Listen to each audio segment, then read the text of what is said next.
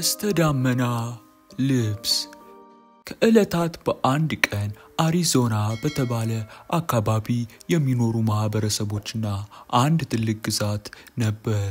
ግን ትልቁ ግዛት በቀስተ ዳመና በተለያዩ ቀለሞች ያሸበረቀ ሲሆን የተለያዩ ልብሶችንም እዛ ቤተ መንግስት ውስጥ የሚኖሩ ሰዎች መልበስ ይችላሉ። ከዛም የንጉሱ ተላላኪ ወይም ቃል አቀባይ መጣችና እንደዚህ አለች፣ በዚህ አካባቢ ከዚህ በኋላ ምንም አይነት የቀስተ ዳመና ልብስ መለበስ እንደሌለበት ከዚህ በፊት ተነግሯል። ስለዚህ ሁሉም ነገር ከዚህ በኋላ እንዳይለበስ አድርጉ እና ደግሞ ንጉሱ ልጅ የሚያገባ ስለሆነ አሁኑኑ ጥሩ ሰፊ ይፈለግ ተባለ። ከዛም በአካባቢው ምንም አይነት ቀለም ያለው ልብስ መልበስ አይቻልም ነበር። ቀለም ያለውም ልብስ ይዛችሁ ከተገኛችሁ በፖሊስ ትቀጣላችሁ ይባል ነበር። ከዛም አንዱ ፖሊስ አንድ ሴት ቀለም ያለው ልብስ ይዛ አገኘ። ከዛም ይሄ ስንት ዓመት እንደሚያሳስርሽ ታውቂያለሽ? ይሄ 3 ዓመት ሙሉ እስር ቤት እንድትሆኚ ያደርግሻል ነይ አላት። ሌላም ወንድ ሌላም ሴት እየሄዱ ነበር፣ ምክንያቱም ይሄን መልበስ ስለማይችሉ። ከዛ ሌላ ልብስ ሰፊዎች ነበር። ይሄ ሰውዬ ኖራ ይባላል። ኖራ የ60 ዓመት ሽማግሌ ነው። እሷ ደግሞ ልጅቷ ቴይለር ትባላለች። ከዛ ወዲያውኑም በኃይል በሩ ተንኳኳ። ቴይለርም መጣው ብላ ከፈተች። ስትከፍት ጓደኛዋ ነበረች። ጓደኛዋ ፒፒም ወዲያውኑ የሆነ ልብስ ሰጣቻት። ከዛም እንደዚህ አለች ቴይለር፣ የታገኘሽው አለቻት። እሷም ሌላ ቦታ ሩቅ ቦታ ነው ያመጣሁት፣ የቀለም ልብስ ነው፣ እንኪ ለመስራት ሞክሪበት አለቻት። ከዛም እሷም ሙከራዋን ቀጠለች። ማን ካላችሁ ቴይለር ይሄ ልብስ ለመስፋት። ከዛ ወዲያው እንደዚህ አለቻት ፒፒ፣ አሁኑኑ ስፊና ጨርሽ አለቻት። እሺ አለቻት። ከዛ እንደዚህ አለ አባትየው ሎራ፣ እዴናችሁ አሁን መስፋት ያለብኝ ልብስ አለ፣ የቀለም ልብስ ብሎ እሱ መስፋት ጀመረ። ግን ይሄን ሁላ የሚያደርጉ በድብቅ ነበር። ወዲያውኑ ፒፒ መጣችና እንደዚህ አለች፣ ግን እንዳንታሰር ሸፍነን ነው መስራት ያለብን፣ ቀለሞችን ሁሉ ወደ ሌላ ቀለም በሚቀይር መልኩ ነው መስራት ያለብሽ አለቻት። እሺ አለች። ከዛ አባትየው እንደዚህ አለ፣ ምንድነው አዲስ ነገር ያለ ይመስለኛል ሲል፣ አዎ አለችና ልጁ ቴይለር ይሄን የቀለም ልብስ አሳየችው። ከዛም የሷን ሐሳብ ነገረችው። ይሄ አካባቢ መቀየር አለበት፣ እኛም የቀለም ልብስ መልበስ አለብን። ስለዚህ በተለያየ ነገር አቅልጬ ይሄን መስራት አለብኝ። ይሄን ደግሞ የምሰራው እውነትና ውሸት እንዲለይ አድርጌ ነው ብላ ወዲያውኑም ይሄን ነጠብጣብ በማይክሮስኮፕ እየተመለከተች ወደ ሌላ ቀለም እንዲቀያየር እያደረገች መስራት ጀመረች። ከዛም ያገኘችውን ግኝት ስለ ልብሱ መጻፍ ጀመረች። ወዲያውኑ በሩ በኃይል ተንኳኳ። ከዛም ልብሱን በሌላ ልብሶች ሸፈነችው። ከዛም አባቷ እሷና ፒፒ ሆነው ማውራት ጀመሩ። ልክ ሲያወሩም ይሄ ልብስ እውነትን ፈጠሯ ሰራ። ልክ ሻማጋ ወይም ብርሃን ሲያገኝ ወደ ሌላ ቀለም ይቀየር ነበር። ወዲያውኑ ሰጠቻት ለፒፕ። ከዛ በኋላ እንደዚህ አለቻት፣ እዩ አሁን እጅሽ ጋር ቀለሙ ይቀየራል አለቻት። ከዛ እሷም እንዳለችው ቴይለር ወዲያውኑ እጇ ጋር ቀለሙ ቶሎ መቀየር ጀመረ። በዚህም ተገረመች ጓደኛዋ። ከዛም ይሄ ልብስየው አለችና ሳየቻት። እሱም የሰራችላት ከላይ የሚለበስ ነበር። በጣም የሚገርም ነው ግን አለቻት። እሷም አዎ ይሄን ግን መልበስ አለብሽ ፒፕ፣ አምንሻለሁ፣ አንቺ ልበሽና ለአካባቢው ሰው ማሳየት አለብሽ አለቻት። ወዲያውን ስታለብሳት ቀለሙ ተቀየረ ወደ ሌላ ወደ ግራጫ የሚመስል ቀለም። ከዛም በመስታወት አየችውና በጣም ነው የሚያምር፣ ግን እንዴት ነው ለአካባቢው የምናስለምደው አለች። በዚህ ሰዓት አባታቸው መጣና እንደዚህ አለ፣ ኖራ እውነታችሁን ነው፣ ግን እያስወጣን ብናሳየው ይሻላል፣ ምክንያቱም የቀለም ልብስ አካባቢውም መልበስ አለበት፣ በአረጀና ባፈጀ ባህል መታሰር የለብንም አለ። ከዛ እንደዚህ አለች ልጁ ቴይለር፣ አዎ አባዬ ልክ ነህ፣ በጣም ትልቅ ሪቮሉሽን ማስነሳት አለብን አለች። ከዛም ገባች፣ ልብሷንም መስፋት ጀመረች። እሷም የተለያየ ቀለም ጓንት ልብስ የተለያዩ ሰራች። በቀጣዩም ቀን ልክ ቀኑ መሸና ነጋ። ከዛ አሪዞና ላይ እንቅስቃሴ ጀመረ። ከዛ የአሪዞና ነዋሪዎች በሚያወሩበት ሰዓት ይሄን ነገር ለአካባቢው ሰደዱት። ይሄን ጓንት ይሄን ጸጉር ጋር የሚደረግና ይሄን ያቺ የሰራችው ቴይለር። ከዛ ሶስቱም ሰዎች መጡና እንደዚህ አሉ። በጣም ያምራል ልብሱ አለች አንደኛዋ ሴት። ግን ይሄ ለአካባቢው ሰው እንዴት ነው የምናስለምደው? ይሄ ወንጀል ነው በእኛ አካባቢ አለች። ከዛ ሁለተኛውም ሰውዬ እንደዚህ አለ። አዎ ለኛ ሰርተሽ ሰጠሽናል እኛ ስለምታውቂ አለ። ሶስተኛውም አዎ ለኛ ሰጣችሁናል፣ ግን ይሄ በጣም ወንጀል ነው። አካባቢው ላይ እንደዚህ አይነት ልብስ ከለበስን እንታሰራለን አለ። እንደዚህ አለች ቴይለርም አዎ ልክ ናችሁ፣ ግን ደግሞ አዲስ ነገር መፍጠር አለብን አለች። ከዛ ከጎን ያለችው ፒፕም አዎ አለች።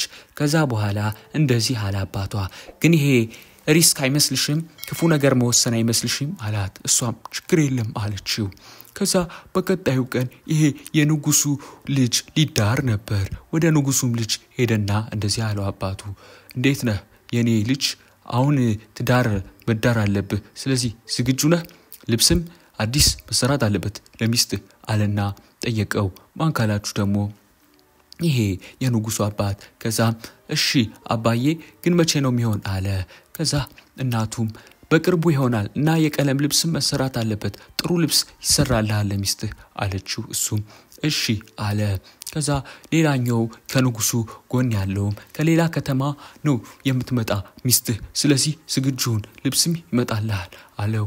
እንደዚህ አለ የንጉሱም ልጅ ፍሬዝም እሺ ችግር የለም አለ። ንጉሱም አረ ልጄ በቃ ደስተኛ ሁን፣ እኔ በጣም የምትፈልገው ነገር ሁሉ አረግልሃለሁ፣ አንተ ከአካባቢው የተለየ ነህ ብሎት ሄደ። ከዛ በኋላም ፍሬዝ ዘጋው። ከዛም ማሰብ ጀመረ። ምን አይነት ልብስ ብለብስ ይሻላል ለኔ? ለሚስቴስ ለምትመጣው ምን አይነት ልብስ ቢሰራ ይሻላል አለ። ከዛ በአካባቢው ያቺ የንጉሶች ቤት ተከታታይዋ ጠንቋይ በአካባቢው ወዲያውኑ መሰለል ጀመረች።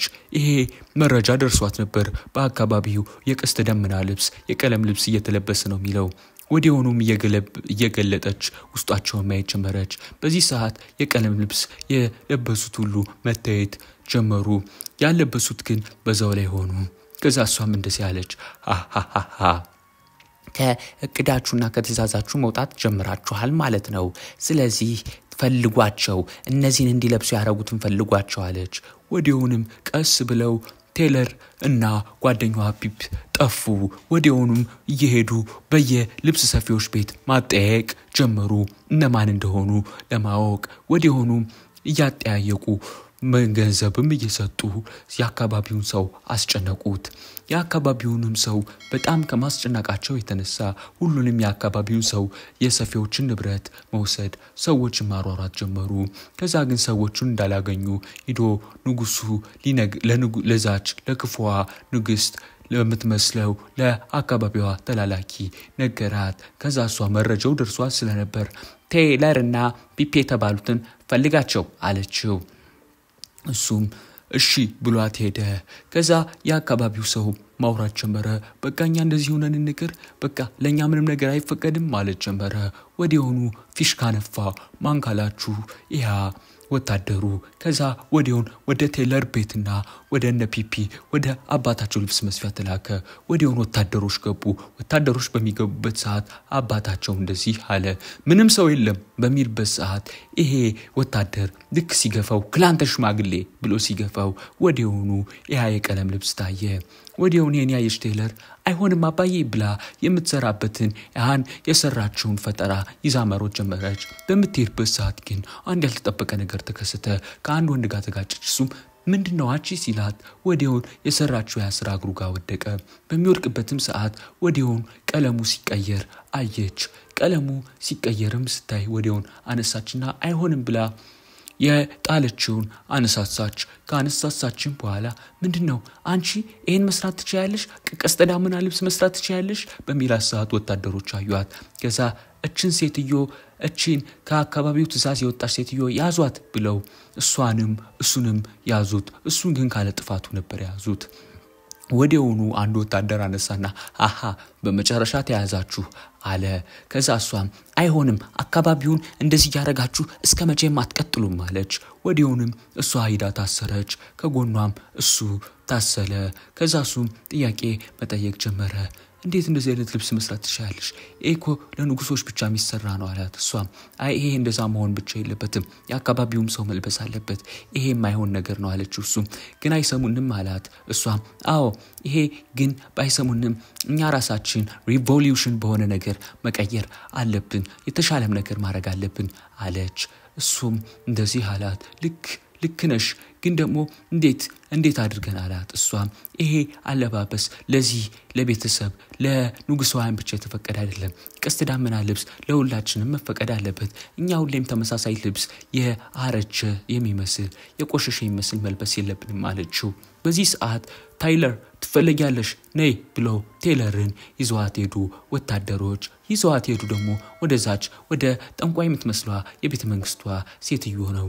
እሷም እንደዚህ አለች። እንዴት ነሽ ታይለር? ስራዎችሽን ሳይ በጣም ተገርሚያለሁ። ይሄን ያህል መስራት አቅም ያለሽ አይመስለኝም። ግን ላንቺ አንድ ስራ አለኝ። ይሄ ልብስ ትመለከቻለሽ። አሁን ይሄ ልብስ የምትሰሪ ይሆናል። ጋላ የምትባል ሴት ታመጣለች። እሷም ንጉሱን አግብታ ነው። ስለዚህ አንቺን ሰርተሽ የንጉሱ ልጅ ስለምታገባ አንቺ ይሄን ሰርተሽ ለሷ ትጠብቂያለሽ። ይሄ አንቺ ስራ ነው። አንቺ በጣም ጎበዝ እንደሆንሽ አውቃለሁ አለቻት። እሷም ተስማማች። ከዛ ልብሱንም እንድትሰራ ሰጠቻት። ማንጋላችሁ ያቺ ክፉዋ ሴትዮ ለማንጋላችሁ ለቴይለር ከዛም የሚያስፈልግሽን ነገር ማሟላልሽ ይሆናል። ስለዚህ ካሁኑኑ መስራትሽን ጀምሪ። የሚያስፈልግሽን ነገር ንገሪያቸው፣ እነሱ ያመጡልሻል። ልብሱንም መስፋት እንዳትረሺ አለቻት። ከዛም እንደገና ተመልሳ መጣችና እየሰራሽ ነው አለቻት። እሷ አዎ እመቤቴ አለቻት። ከዛም ወዲያውኑ ሄደች።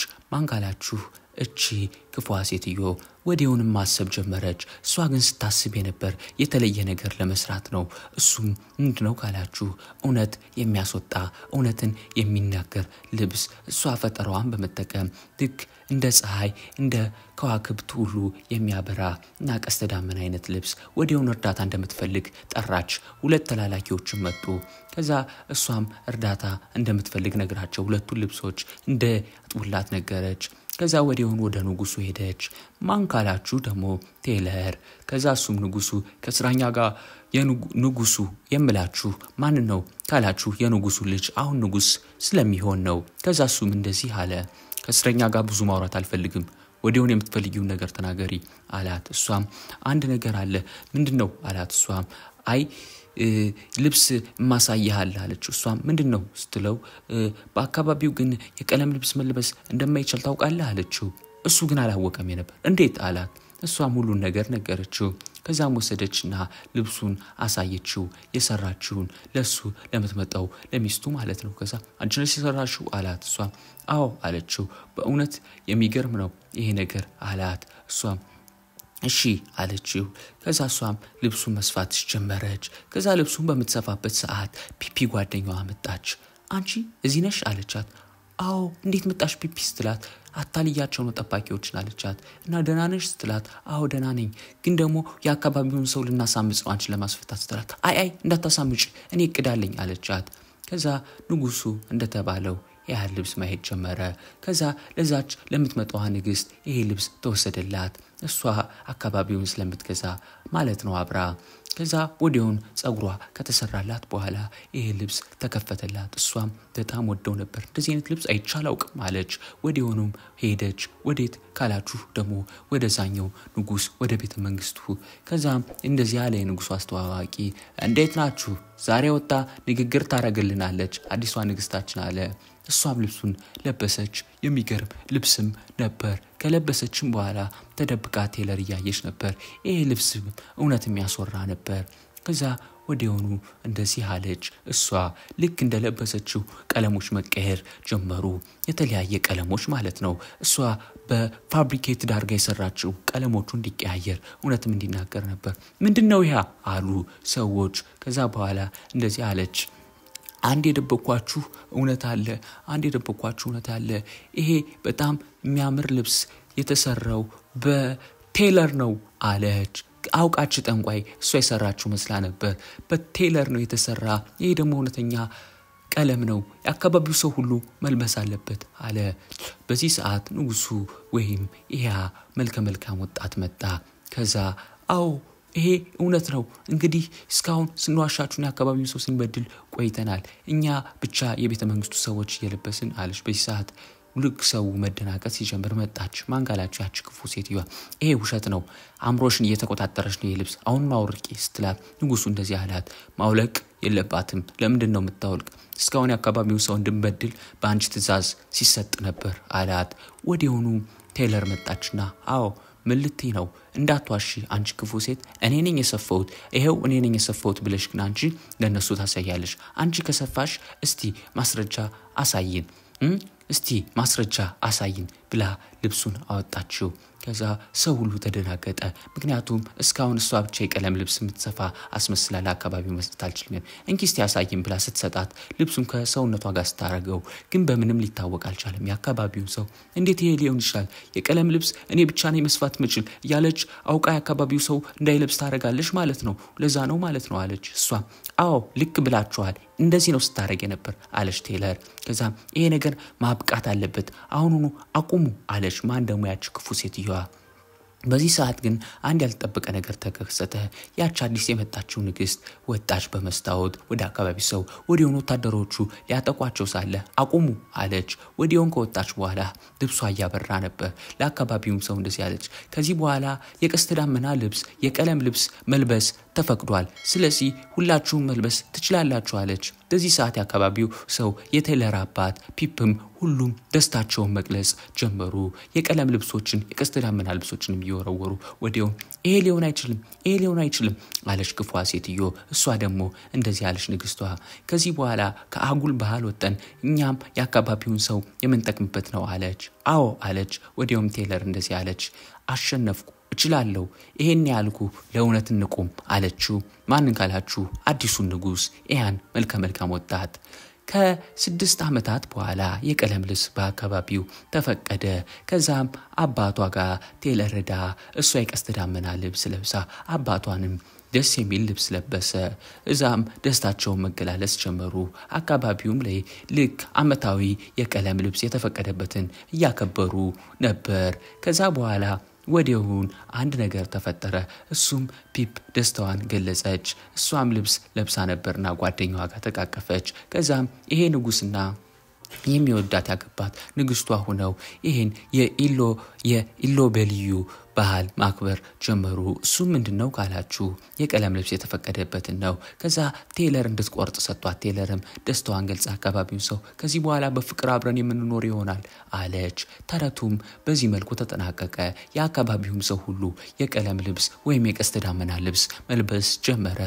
ልጆች ተረቱ ይሄን ይመስላል። ከወደዳችሁት ቻናሉን ሰብስክራይብ ቪዲዮውን ደግሞ ላይክ ማድረግ እንዳትረሱ። ኤክስኤም ፌሪ ቴል